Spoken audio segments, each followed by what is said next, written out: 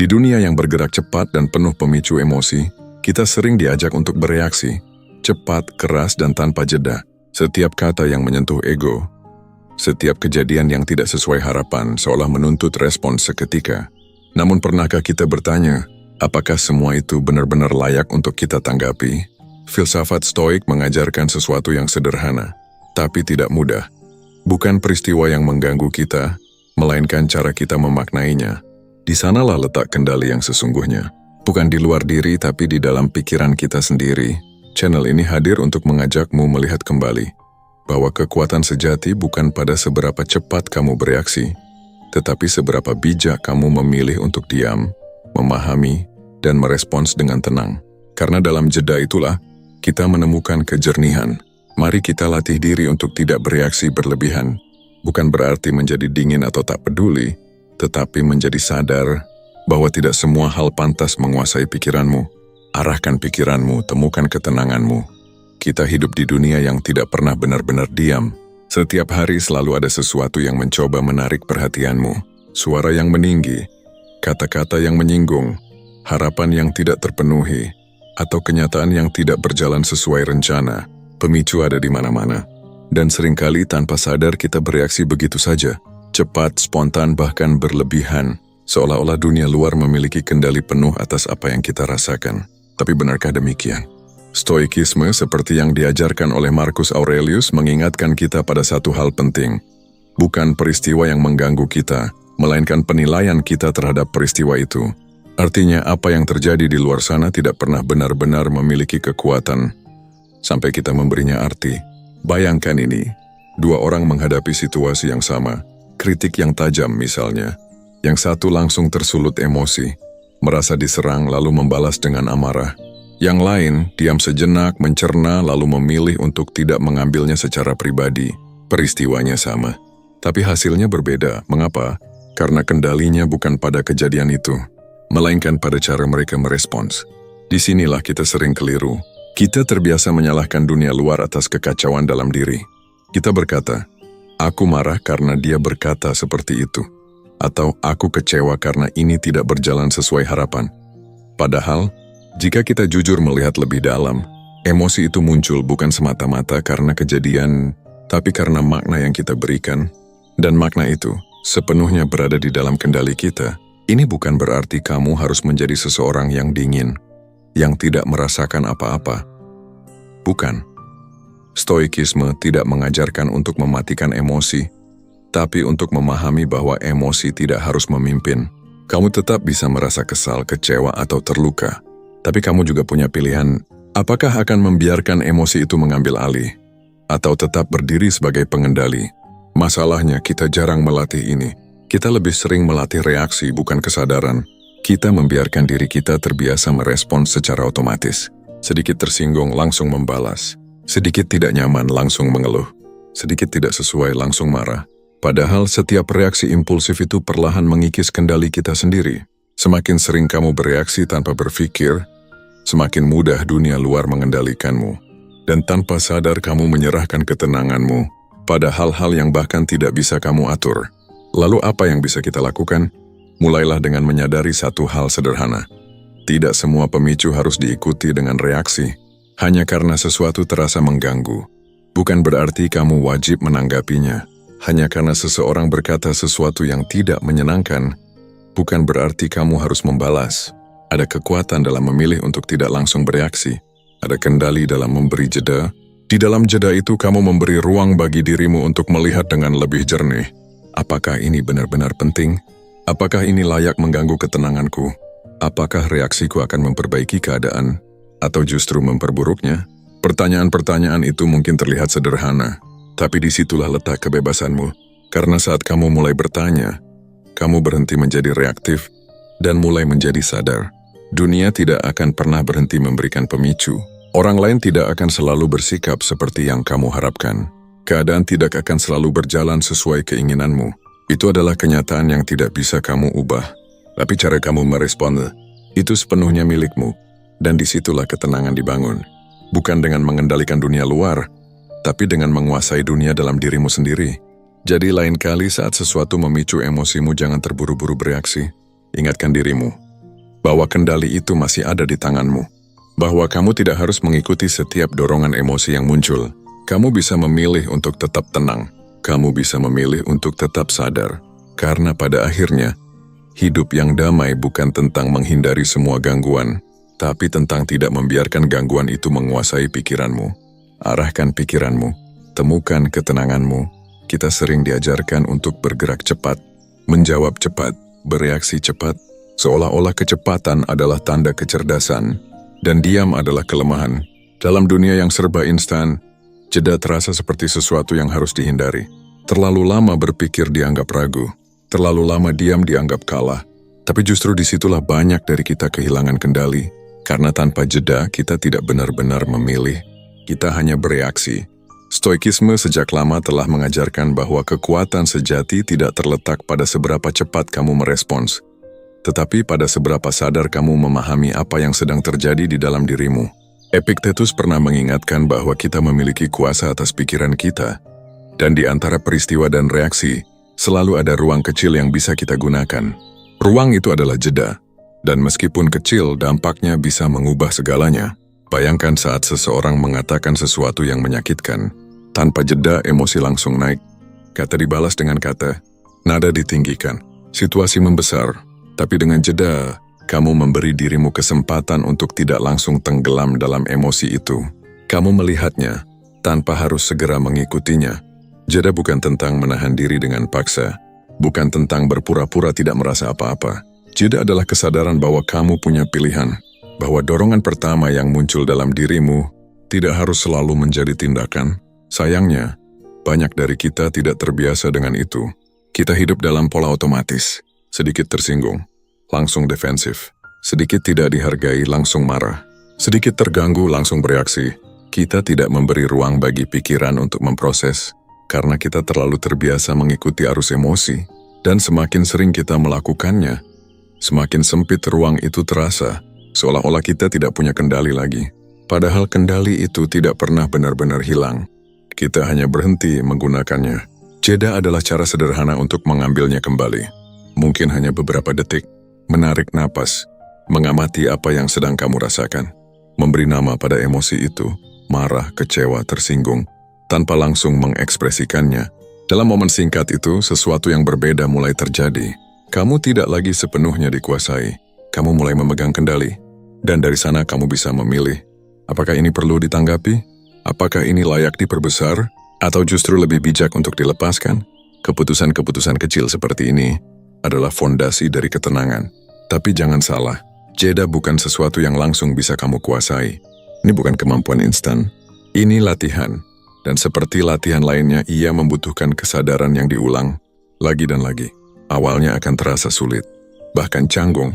Kamu mungkin tetap bereaksi seperti biasa, lalu baru menyadari setelah semuanya terjadi.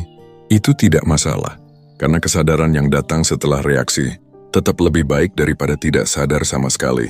Lambat laun, jarak antara pemicu dan reaksimu akan mulai melebar. Yang dulu langsung meledak, sekarang mulai tertahan. Yang dulu terasa mendesak untuk dibalas, sekarang bisa kamu lihat dengan lebih tenang. Dan disitulah perubahan terjadi. Bukan pada dunia luar, tapi pada cara kamu menghadapinya. Kita tidak bisa mengendalikan apa yang orang lain katakan. Kita tidak bisa menghentikan kejadian yang tidak kita inginkan.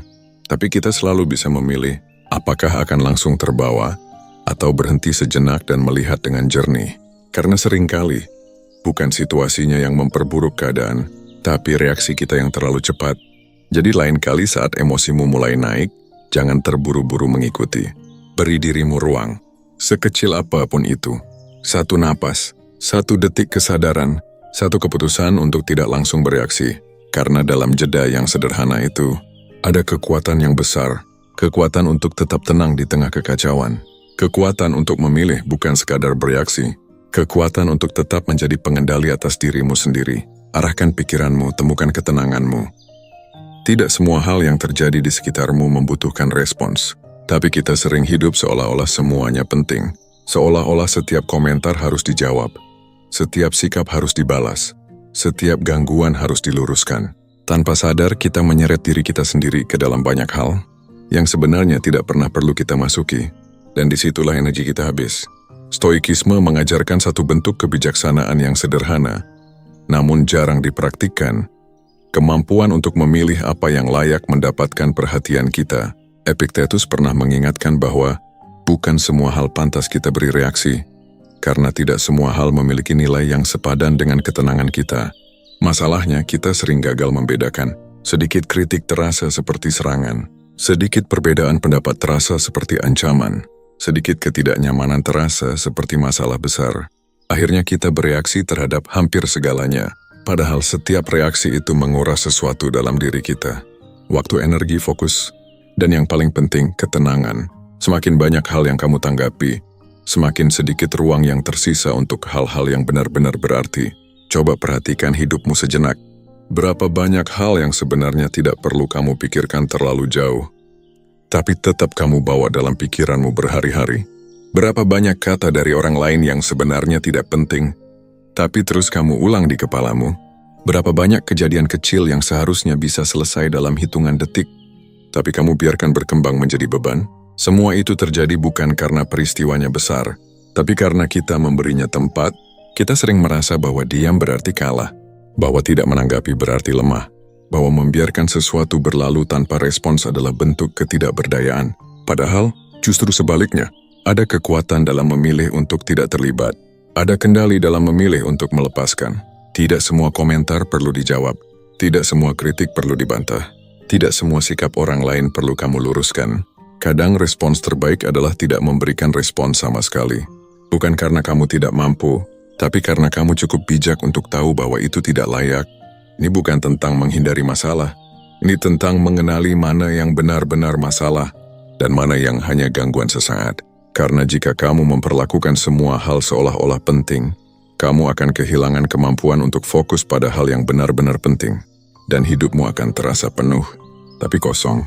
Latihan ini tidak mudah. Ego kita sering ingin terlibat, ingin membuktikan, ingin terlihat benar. Tapi setiap kali kamu memilih untuk menanggapi sesuatu yang tidak perlu, kamu sedang menyerahkan kendali pada hal-hal kecil. Dan semakin sering kamu melakukannya, semakin mudah kamu terseret. Sebaliknya, setiap kali kamu memilih untuk diam, untuk tidak terpancing, untuk tidak masuk ke dalam hal yang tidak penting, kamu sedang membangun kekuatan dalam dirimu, kekuatan untuk tetap tenang, kekuatan untuk tetap fokus, kekuatan untuk tidak mudah terganggu. Kamu mulai menyadari bahwa ketenangan bukan datang dari dunia yang sempurna, tapi dari kemampuanmu untuk tidak terlibat dalam kekacauan yang tidak perlu. Dunia akan selalu menawarkan banyak hal untuk ditanggapi. Pendapat, konflik, provokasi, kesalahpahaman. Itu tidak akan pernah habis, tapi perhatianmu terbatas. Dan bagaimana kamu menggunakannya akan menentukan kualitas hidupmu. Jadi sebelum kamu bereaksi, tanyakan pada dirimu sendiri. Apakah ini benar-benar penting? Apakah ini layak mengganggu ketenanganku? Apakah responsku akan membawa sesuatu yang lebih baik? Jika jawabannya tidak, maka biarkan saja. Tidak semua hal layak ditanggapi, dan tidak semua hal pantas mendapatkan ruang di pikiranmu. Belajar mengabaikan bukan berarti kamu lemah. Itu berarti kamu mulai memahami nilai dari ketenanganmu sendiri.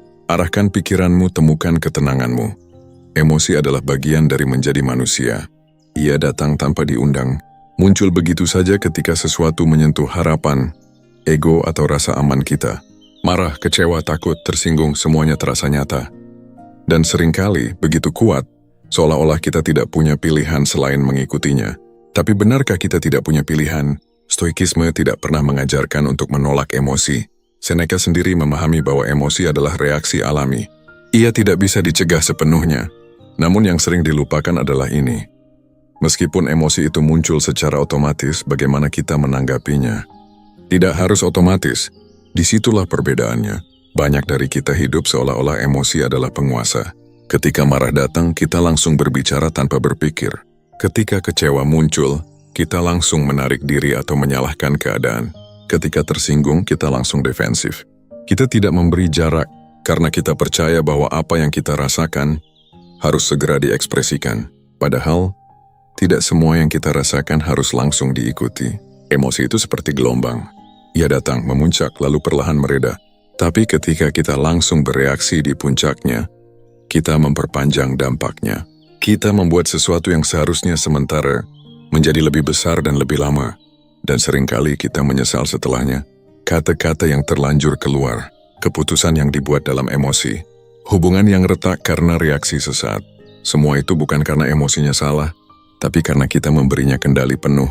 Memahami ini bukan berarti kamu harus menjadi dingin, bukan berarti kamu harus menekan apa yang kamu rasakan sampai tidak terlihat. Justru sebaliknya, kamu perlu menyadarinya dengan lebih jujur. Saat marah muncul, akui, aku sedang marah. Saat kecewa datang, sadari, aku merasa kecewa. Tanpa penolakan, tanpa pembenaran berlebihan. Karena saat kamu bisa melihat emosi itu dengan jelas, kamu mulai memisahkan dirimu darinya. Kamu tidak lagi sepenuhnya tenggelam, kamu menjadi pengamat. Dan dari posisi itu, kamu punya ruang untuk memilih. Apakah emosi ini perlu diikuti? Apakah ini waktu yang tepat untuk bertindak? Atau lebih baik menunggu sampai pikiran kembali jernih? Pilihan-pilihan kecil ini adalah bentuk kendali yang sering tidak kita sadari. Kita terbiasa mengira bahwa kebebasan berarti bisa mengekspresikan apapun yang kita rasakan kapan saja. Tapi dalam stoikisme, kebebasan yang sejati justru muncul ketika kamu tidak diperbudak oleh emosimu sendiri. Ketika kamu bisa merasakan tanpa harus dikuasai.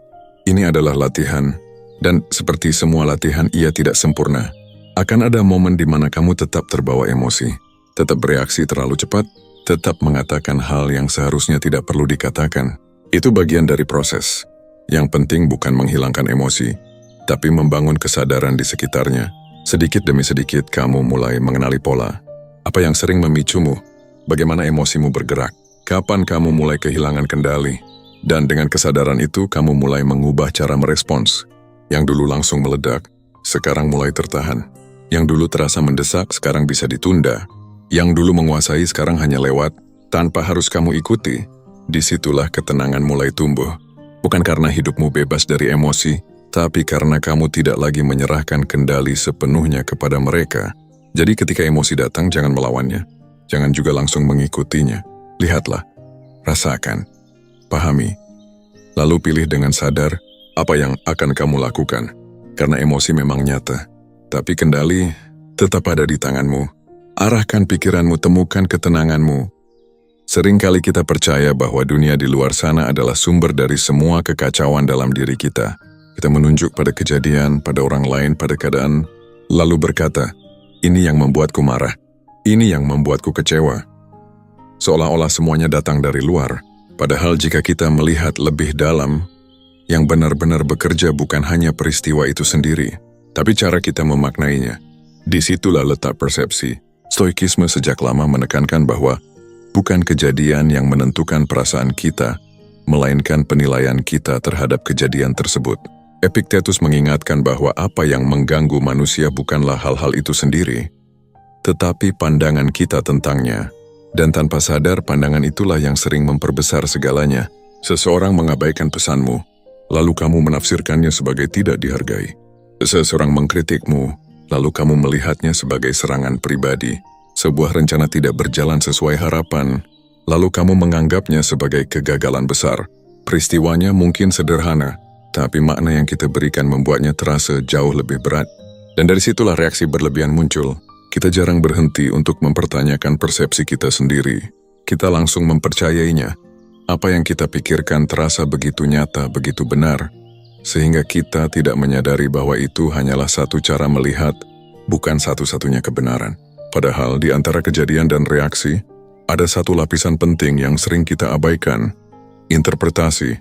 Dan interpretasi itu bisa berubah. Apa yang hari ini kamu anggap sebagai penghinaan, mungkin besok kamu lihat sebagai kesalahpahaman. Apa yang sekarang terasa seperti kegagalan, suatu saat bisa kamu pahami sebagai pelajaran. Tapi perubahan itu hanya terjadi jika kamu bersedia mempertanyakan cara pandangmu. Jika tidak, kamu akan terus bereaksi terhadap versi realitas yang kamu ciptakan sendiri. Disinilah latihan itu dimulai. Saat sesuatu terjadi dan emosimu mulai naik, jangan langsung percaya pada pikiran pertama yang muncul. Tanyakan pada dirimu, apakah ini benar seperti yang aku pikirkan? Apakah ada cara lain untuk melihat ini? Terkadang aku sedang memperbesar sesuatu yang sebenarnya kecil. Pertanyaan-pertanyaan ini bukan untuk menyangkal apa yang kamu rasakan, tapi untuk membuka ruang. Ruang agar kamu tidak terjebak dalam satu sudut pandang yang sempit. Karena semakin sempit persepsimu, semakin mudah kamu bereaksi berlebihan. Sebaliknya, Semakin luas cara pandangmu, semakin tenang kamu menghadapi sesuatu. Kamu mulai menyadari bahwa tidak semua hal bersifat personal. Tidak semua kejadian adalah serangan. Tidak semua kegagalan adalah akhir. Banyak hal yang terjadi, hanya terjadi, tanpa makna besar, tanpa niat tersembunyi. Dan ketika kamu berhenti menambahkan cerita yang berlebihan di dalam pikiranmu, beban itu perlahan berkurang. Hidup terasa lebih ringan, bukan karena masalahnya hilang, tapi karena kamu tidak lagi memperbesarnya dengan persepsimu sendiri. Ini bukan berarti kamu harus selalu berpikir positif atau mengabaikan kenyataan, tapi lebih kepada bersikap jujur dan fleksibel terhadap cara kamu melihat sesuatu. Tidak kaku, tidak terburu-buru menyimpulkan, karena seringkali yang membuat kita lelah bukanlah apa yang terjadi, tapi bagaimana kita memikirkannya berulang-ulang dengan sudut pandang yang sama. Dan selama persepsi itu tidak berubah, reaksi kita pun akan terus sama. Jadi jika kamu ingin melatih diri untuk tidak bereaksi berlebihan, mulailah dari sini. Periksa cara kamu melihat dunia. Sadari bahwa pikiranmu bukan fakta mutlak, bahwa ada jarak antara apa yang terjadi dan apa yang kamu yakini tentang itu. Di dalam jarak itulah kebijaksanaan tumbuh. Dan disitulah kamu mulai menemukan ketenangan. Arahkan pikiranmu, temukan ketenanganmu. Kita sering berpikir bahwa pengendalian diri diuji dalam momen-momen besar, ketika menghadapi konflik besar, keputusan penting, atau tekanan yang berat. Tapi kenyataannya, kendali diri tidak dibangun di sana. Ia dibentuk justru di hal-hal kecil yang sering kita anggap sepele. Disitulah kebiasaan kita terbentuk. Bagaimana kamu merespons pesan yang diabaikan? Bagaimana kamu bereaksi saat terjebak macet? Bagaimana kamu menanggapi komentar kecil yang menyinggung? Semua itu terlihat sederhana, tapi dari sanalah pola dirimu terbentuk. Apakah kamu mudah terpancing atau mampu tetap tenang? Stoikisme tidak mengajarkan perubahan besar yang instan. Marcus Aurelius justru menekankan pentingnya latihan yang konsisten, bahkan dalam hal-hal paling kecil, karena seseorang tidak tiba-tiba menjadi tenang dalam situasi besar jika dalam keseharian ia selalu bereaksi tanpa kendali. Masalahnya kita sering mengabaikan momen-momen kecil ini. Kita berkata, ini cuma hal sepele, lalu membiarkan diri kita bereaksi sesuka hati. Sedikit terganggu langsung mengeluh, sedikit tidak nyaman langsung marah, sedikit tidak sesuai langsung kesal. Tanpa sadar kita sedang melatih diri untuk tidak terkendali, karena setiap reaksi adalah latihan. Dan apa yang kamu ulang akan menjadi kebiasaan. Jika kamu terbiasa bereaksi berlebihan dalam hal kecil, jangan heran jika dalam hal besar kamu kehilangan kendali sepenuhnya. Bukan karena situasinya terlalu berat, tapi karena kamu tidak pernah melatih dirimu sebelumnya. Sebaliknya, ketika kamu mulai memperhatikan hal-hal kecil, sesuatu mulai berubah. Saat macet, kamu memilih untuk tidak mengeluh. Saat ada komentar yang tidak menyenangkan, kamu memilih untuk tidak langsung membalas. Saat sesuatu tidak berjalan sesuai rencana, kamu memilih untuk menerima tanpa drama. Keputusan-keputusan kecil ini mungkin tidak terlihat berarti, tapi disitulah kekuatanmu dibangun. Karena kamu sedang melatih satu hal penting, jeda antara pemicu dan reaksi. Awalnya mungkin terasa sulit, bahkan terasa tidak alami. Ada dorongan kuat untuk tetap bereaksi seperti biasa. Tapi setiap kali kamu berhasil menahan diri sekecil apapun itu, kamu sedang memperkuat kendalimu. Sedikit demi sedikit pola itu berubah. Yang dulu langsung terpancing, sekarang mulai tenang. Yang dulu mudah kesal, sekarang lebih sabar. Yang dulu reaktif, sekarang lebih sadar. Dan perubahan ini tidak datang dari satu keputusan besar, tapi dari ratusan keputusan kecil yang kamu buat setiap hari. Inilah yang sering tidak disadari. Ketenangan bukan sesuatu yang muncul tiba-tiba. Adalah hasil dari latihan yang konsisten. Dari kesediaan untuk memperhatikan hal-hal kecil yang sebelumnya kamu abaikan. Kita sering menunggu momen besar untuk berubah. Padahal perubahan itu sudah tersedia setiap hari. Dalam bentuk yang sederhana.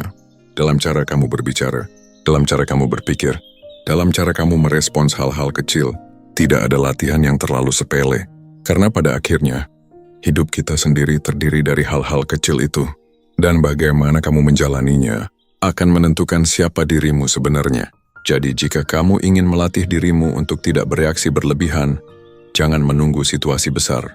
Mulailah dari sekarang, dari hal-hal yang tampak tidak penting. Latih dirimu untuk tetap tenang saat tidak nyaman. Latih dirimu untuk diam saat ingin membalas. Latih dirimu untuk menerima saat tidak sesuai harapan. Karena disitulah kendali itu dibangun. Dan ketika momen besar datang, kamu tidak perlu berusaha keras untuk tenang. Kamu sudah terbiasa. Arahkan pikiranmu, temukan ketenanganmu.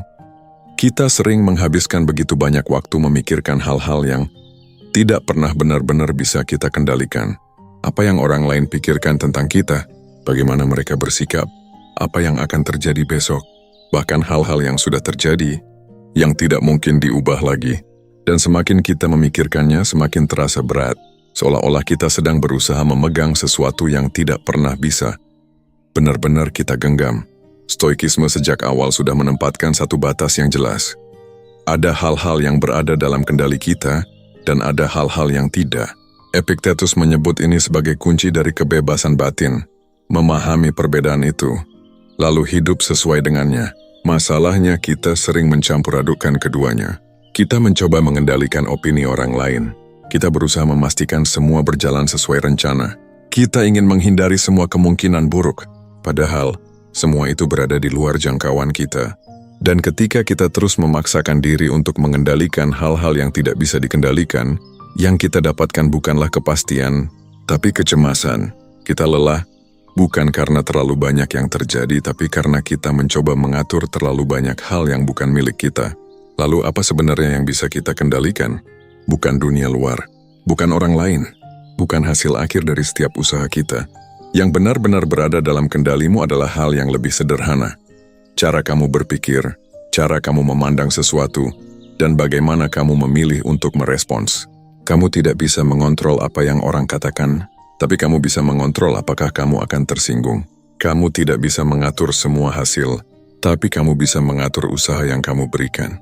Kamu tidak bisa mencegah semua kesulitan, tapi kamu bisa memilih bagaimana menghadapinya. Dan disitulah letak kekuatan yang sering kita abaikan. Kita terlalu fokus pada apa yang tidak bisa kita ubah, sampai lupa bahwa ada sesuatu di dalam diri kita yang selalu bisa kita arahkan. Ketika fokusmu berpindah ke dalam, sesuatu mulai berubah. Kamu tidak lagi terlalu terganggu oleh hal-hal di luar kendali. Kamu tidak lagi mudah cemas tentang hal yang belum terjadi. Kamu tidak lagi terjebak dalam penyesalan tentang masa lalu. Karena kamu menyadari bahwa semua itu bukan wilayahmu. Dan ketika kamu berhenti mencoba menguasai semuanya, hidup terasa lebih ringan. Ini bukan berarti kamu menjadi pasif. Bukan berarti kamu berhenti peduli atau berhenti berusaha. Justru sebaliknya, kamu menjadi lebih fokus, lebih terarah, karena energimu tidak lagi tersebar ke hal-hal yang sia-sia. Kamu mulai memberikan perhatian penuh pada apa yang bisa kamu lakukan sekarang. Usaha yang jujur, sikap yang tenang, respon yang bijak, dan dari situ hasilnya akan mengikuti sejauh yang memang bisa terjadi. Stoikisme tidak menjanjikan bahwa hidup akan selalu berjalan sesuai keinginanmu. Tapi ia menawarkan sesuatu yang lebih penting, ketenangan.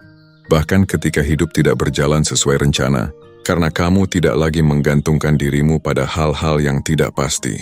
Kamu berdiri di tempat yang lebih kokoh, di dalam kendalimu sendiri.